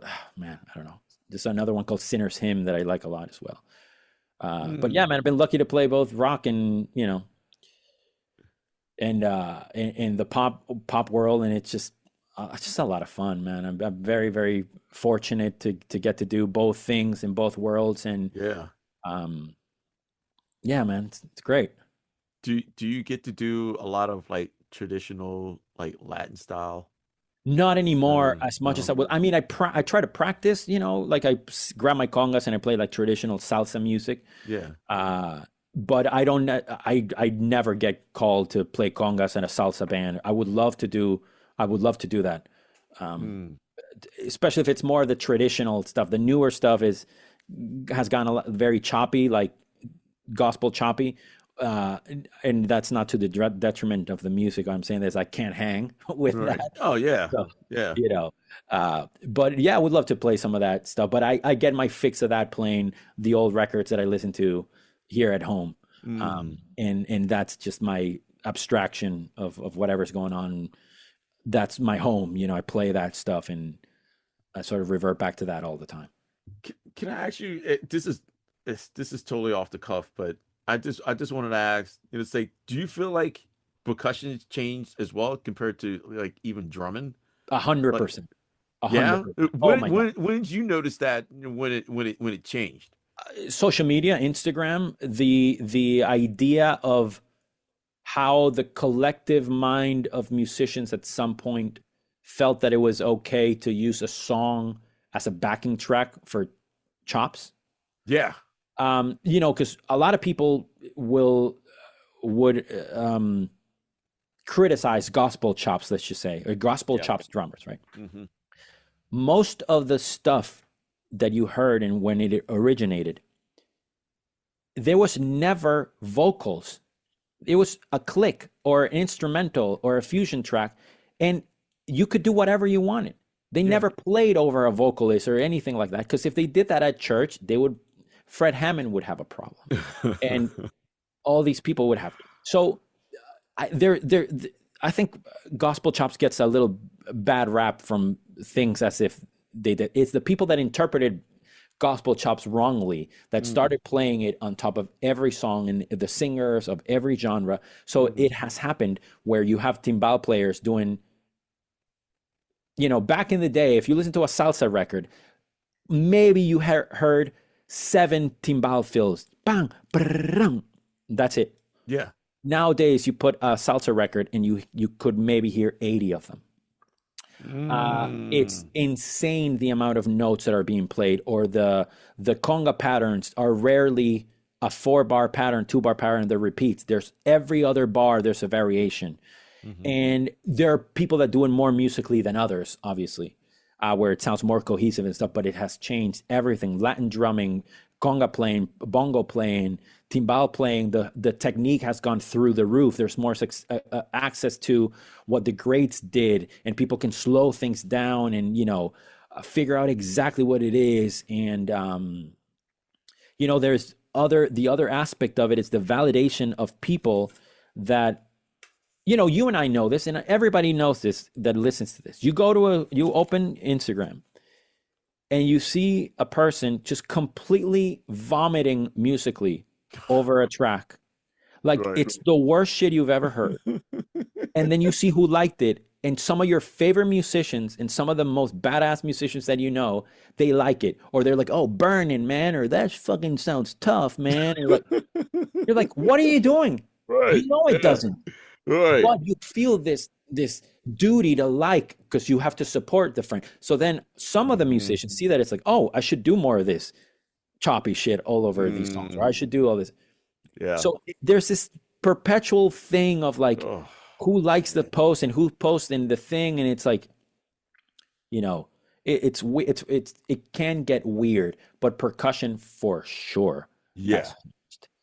And maybe that always existed, but now more people have more voices and they're being heard more, and they become a little more viral. And it's like, oh, this is what has to do. In percussion, for instance, one thing that has been morphed is the idea of multi-percussion. So what a lot of people don't know, you have the drummer, and usually in salsa, for example, you have congas, bongos, timbales. They make up the battery of the salsa. Yeah. Because of money, because of bands not being able to pay X, Y, or Z, and also because of the development of techniques from musicians and them getting better, they have been able to amalgamate and play both congas and timbales at the same time. Or congas, or, this combination of, so they play, the congas almost sound like a conga player, and the right hand, when they're playing timbales, they almost sound as good as a timbal player. And then they play a bunch of stuff that is not pop percussion. Oh. It's a difference between being able to hang with a piano player, a bassist in a traditional salsa setting, but you can play and you sound like the conga player, the bongo player, and the timbal player all at once through amazing technique. There are many people that do that. But also you have pop percussion where you have the same instruments, but you don't play them as if you had a conga player, a percussionist playing tambourine, and then another guy playing timbales. They're completely different functions. It's like, imagine somebody that was playing a violin, but they had all these pedals to make, it sound like an orchestra versus just playing the violin or something like that. It might be the worst analogy ever. Sorry. But that has changed a lot. So there's this idea where you think percussionists have to play as much of the conga pattern, every note as possible, as much as what the timbal player would be playing, as much as what the bongo player would play, all at the same time. But that does not equal musicality. Even if you are playing the right parts at the right time, because you're playing with one hand, something's going to go through that filter and you're going to overplay, or something's going to be compromised and no, it's not going to be that efficient, or you don't do the right variation that is emblematic to that one song. Why? Because you're playing the guiro on one hand and the other thing, and then you can't do it because it's, this is swung triplets and you're doing this other thing. So that has changed a lot. And that's where you revert to go back full circle. Yeah. It's what is my niche? What am I doing? Well, I don't do that. Or also you look at yourself in the mirror and you say, why am I not doing it? Is it because it's hard? Is it because I know how hard I would need to work as far as time, and I have a wife and I have a house and I have this thing, like how much time am I willing to invest? And then because of what? Like, is it to say like, chick, oh, I can do that. That's awesome. Does the gig require it? Maybe. Does it not? Then don't do it. It's like, yeah, we can learn. Of course, any and every drummer should listen to Nefertiti by, Miles or whatever. And I don't even know if it should be Miles. Oh my God, I'm just blanking right now. Sorry. Kind of Blue. I should say Kind of Blue by Miles, because I know it is by Miles. Everybody should listen to that record. Yeah. Should you practice it and play it identical to the recording? That would bring a million benefits to your drumming. Unquestionably, in any genre, you would be a better musician if you learned that record. Yes. But if you get a call tonight to learn, come out and play, and you've got to learn all this shit, that is not conducive to your playing. You should have heard Everything Sucks by the Descendants, and that's the shit that you should have practiced. Yeah. Right? Yeah. So you have to, at some point when you're a musician, if this is what you do for a living, you have to, fuck, man, I know there's a lot of stuff, but I need to focus on what I think would be best for me. And also know that there's maybe not Kind of Blue, but work on So What one day only. You don't have to get too deep in the idiom of this, starting at a certain age with a certain set of responsibilities and priorities in your life, It's like skateboarding. At some point you're like, dude, I got to stop. I'm going to break my back. I got to break my ankle. It was fun while it lasted. Now I have to focus on what I need to focus on, longboarding or pickleball like me, because my knees hurt. I like pickleball. That's great. Pickleball is great. Yeah. What would you tell a inspiring musician? What would you tell them how they can get into the music industry? What would you tell them? I think this is such a great question. I think it's a combination of things. Authentic two-way street friendships and relationships are monumental. You have to meet people and put yourself out there with the intent of adding value to their operation and adding value to their lives, and not as a transaction to see what you can get from them. That is a lose-lose situation, I think, or it might be good for a couple of things, but it's not sustainable. You need these people to get you the gigs.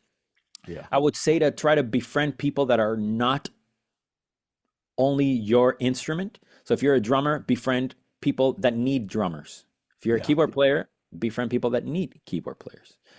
And, there's this idea that everybody tells you, like, oh, just don't be an asshole, right? Oh, just don't be an asshole. Nobody teaches you how not to be an asshole.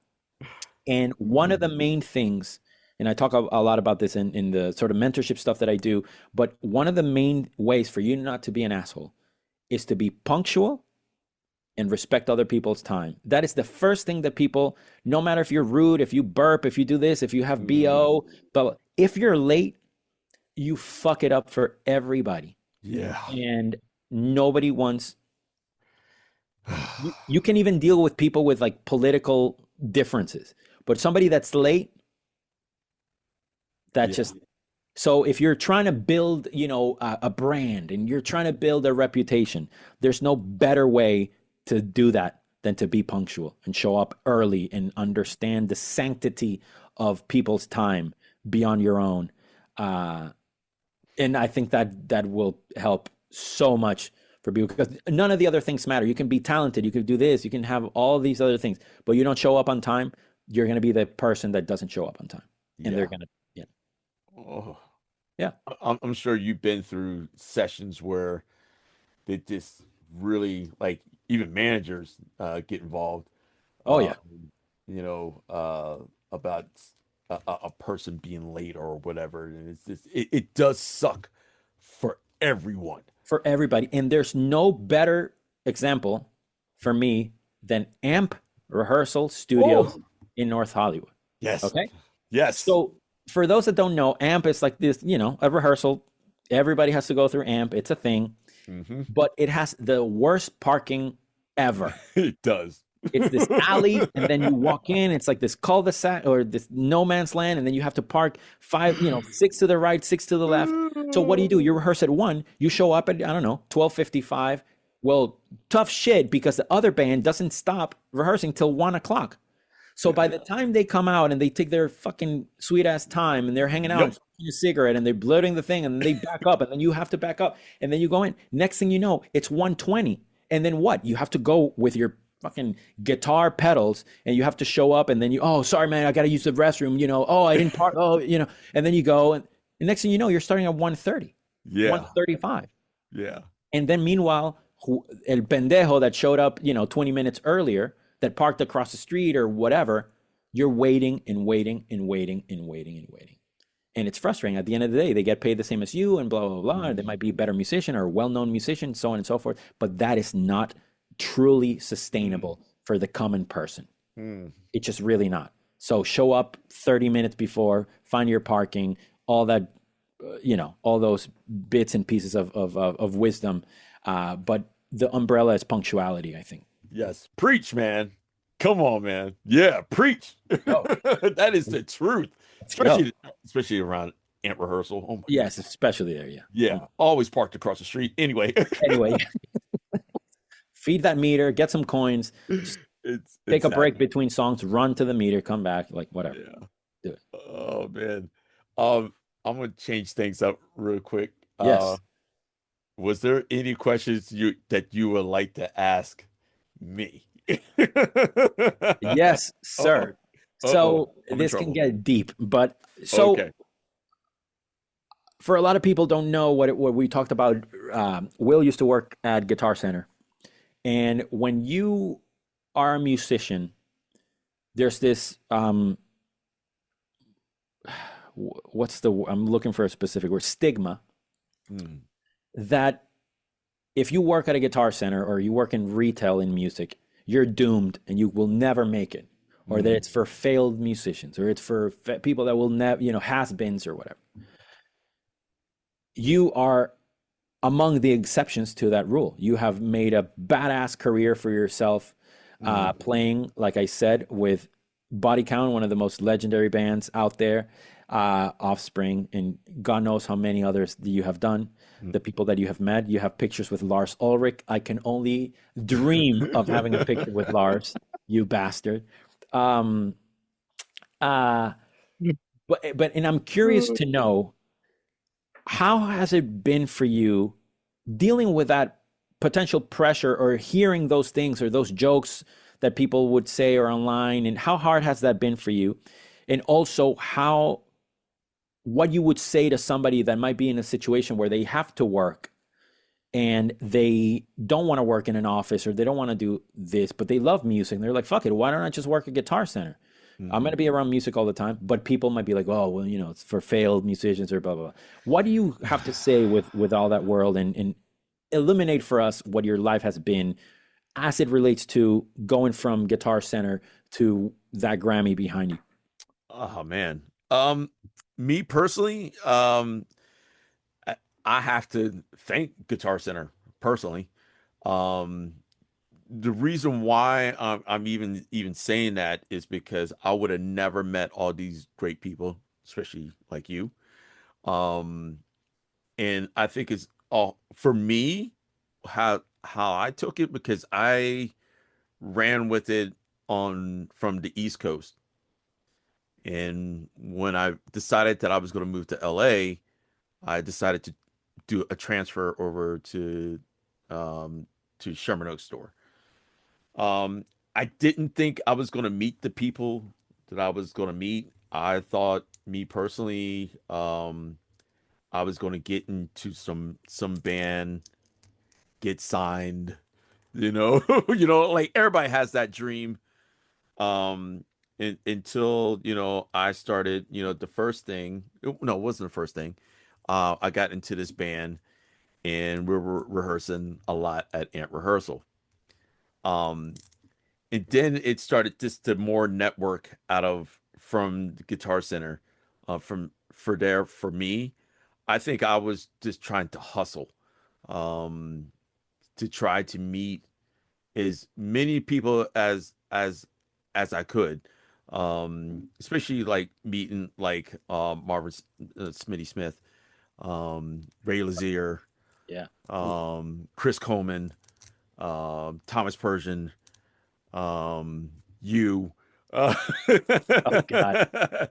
No, I mean, because really, And we're all alive. Great. Yeah, I'll take that. I'll take it. but Louis Bellson as well. Oh, Yeah, wow. You met Louis Bellson. I met Louis Bellson there at that store. Oh my God. I was He was almost. Nick Menza's godfather, by the way, in case you didn't know. Are you kidding me? Yeah. I did not know that. Oh yeah. Thank you. The Oh my reason why God, Nick wow. plays drums is because of Louis Bellson. He taught him when he was a child. Yeah. Don Menza, it was his jazz musician. I think he played sax. Was Nick Menza's father. Really? Yeah, dude. Okay.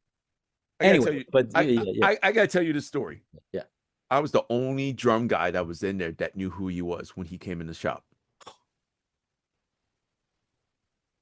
Criminal. Yeah. And it's like kind of insulting, really, who's that old guy? I'm like, you remember going down the stairs, right? Oh yeah, of course. Right? His poster's up there. I'm like, go down that stairs and look for Louis Bellson. And that's why I gave him a hug. Wow. It was like a year later he passed. Oh. Wow, dude.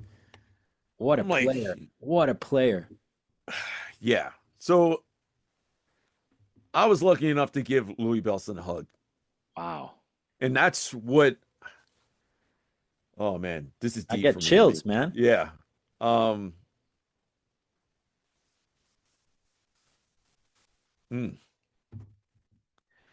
Yeah. I got to meet legends like that. And that's what made me be inspired by all these musicians that comes through that shop, especially that shop, when I was there. But yeah, man. That's beautiful, man. Yeah. Thank you. But that's what made me want to keep going and get out of, not really, get out of, Guitar Center or whatever. I just wanted to be around cool people, and just try to do the thing. And I told my first, store manager from Maryland, it was like, really, you really gonna try to get out there and do it? I'm like, hell yeah, I'm gonna do it. I'm gonna do it. And sure enough, Yeah, man. You did it. Exactly. I got that thing. You know what I mean? That's So amazing, dude. I'm so happy, proud of you, man. thank you so much, man. But man, I can say, really, I was proud of you. Did you? I don't know if this was you or not. You were out with the Jonas Brothers, right? Did you make a conga that was the Eddie Van Halen? Yes. That was me. Yeah. okay. Yeah. Hold on. I thought Hold on. that was, oh man. Okay. All right, dude. Yeah, man. This is it. That's when I was like, oh, I'm so proud of, It's my baby. It's my baby. dude. I was like, that is sick. Thank you. That Thank you. was so sick. And That's like, the only piece of equipment that I'm like, that's like in my heart. Every cymbal I can deal without, every drum set, every snare drum, I don't care. This is the one, and it could also be recreated, but the whole process was really special. And I did this before he passed, 2 or 3 years before he passed. That was the whole idea, was I wanted to pay tribute to, imagine like you with Louis Bellson, and at some point you're like, yeah, I want to have like whatever type of drums that he used. Who I think was the first guy that really truly used double bass drums. yeah. So yeah, I did this. I love Van Halen. I love guitars, and we were at a third encore, and LP sent a these white congas, and we painted them, and then we rolled them down the parking lot, and then we painted them again, and then we rolled them down the parking lot, and we painted them again. And so yeah, this is the only piece of like truly custom sort of equipment that I own, that I love, man. It's my favorite. I'm glad that you like it. Oh man, I loved it. I was proud of you of Thanks, even man. doing that, man. I was like, dude, this dude's doing it, man. You know, like Thank you. That means more than you can imagine, because I Oh. love that. And shout out obviously to Eddie, and Yeah, without him, none of the stuff that we listen to would probably be a thing. So that is definitely true. yeah. Anything you wanna plug for yourself? Oof. I will say thank you for allowing me to do this, by the way. Yeah. I would say if anybody is interested in music lessons, I can do either private lessons, or you can go to lessonswithdemian.com, and you can see these courses that I've created that are somewhat niche courses in percussion. You have a shakers course if you ever wanted to learn proper shakers, tambourine, which is free and you can take, and I would love for people to take it and give me their feedback so I know what to do, what not to do. And there's other courses there, a conga course, a handpan course, and I'm putting up a new course for any of those people that say that they don't have rhythm, or they don't know where to begin, or they've always wanted to play drums, they don't know where to start. I'm going to show you how to do that. And that's, and also for more of this type of talk, advice type of stuff, I definitely do mentoring sessions for anybody that might be interested. But you can also go to unsolicitedmusicadvice.com, and it will forward you to my Substack, where I talk about all these topics that we've touched upon. Moving to a new city, punctuality, versatility, and all these other things. I just did one on the imposter syndrome a week ago, and then when we get off, I'm going to go do another one. Yeah. So yeah, that's kind of try to impart as much knowledge as I can. You and I have been very privileged to learn all these things, sometimes the hard way, sometimes they've been taught us by us through, whether it's Louis Belson or Richie Kotzen or whoever. Yeah. And it could be a time bomb, or it could be a love bomb. And if we make it be a love bomb and we spread it, so yeah, man, anybody that might be interested, amazing. And that's what I got, man. Man, everybody check this guy out, man. Thank you. I'm serious. The other cool thing about this guy, what I also loved when I saw this on your social media, was about the chimes. Thank you. That was the best thing ever. People, please, Yeah. You never know in this world where we have to kind of put out content. You never know what's going to stick, what's going to be. Not that it went viral, but a lot of people reach out. They're like, "Oh, dude, yes, somebody finally said it." All these percussionists, and yes.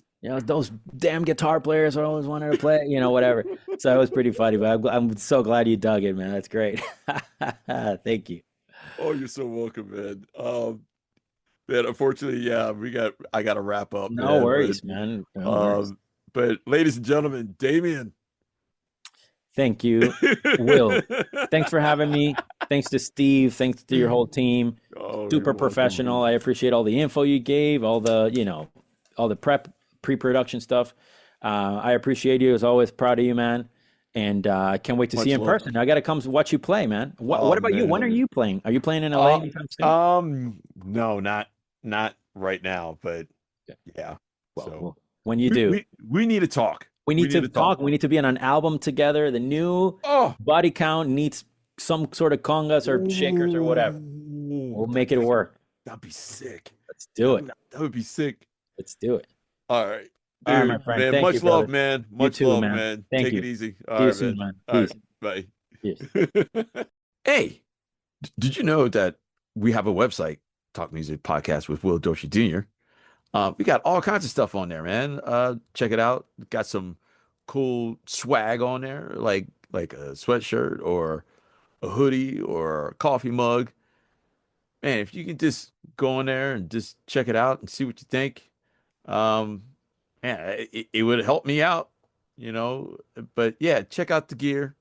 Hope you like it, and support Talk Music Podcast with Will Dorsey Jr. Thanks. Hey, what's up, y'all? This is Will Dorsey Jr. of Talk Music Podcast. If you like what you see, please hit that subscribe button, that little red button on there just hit it. That would help me out tremendously. If you can also, subscribe to our YouTube channel, that will also help me. And if you wanted to download our podcast on Apple or Google or Amazon or even Spotify, you can check us out on there. Hope you guys enjoy the show. Today's episode is brought to you by our sponsor, E-Record Studio, the new way musicians rehearse, record, and share their E-Record sessions on social media. Visit ERS on erecordstudio.com. Download this amazing app on Google and Apple Apps stores. Visit us on www.talkmusicpodcast.com. Subscribe to our YouTube channel. Download our podcast on Apple, Google, Amazon, and Spotify.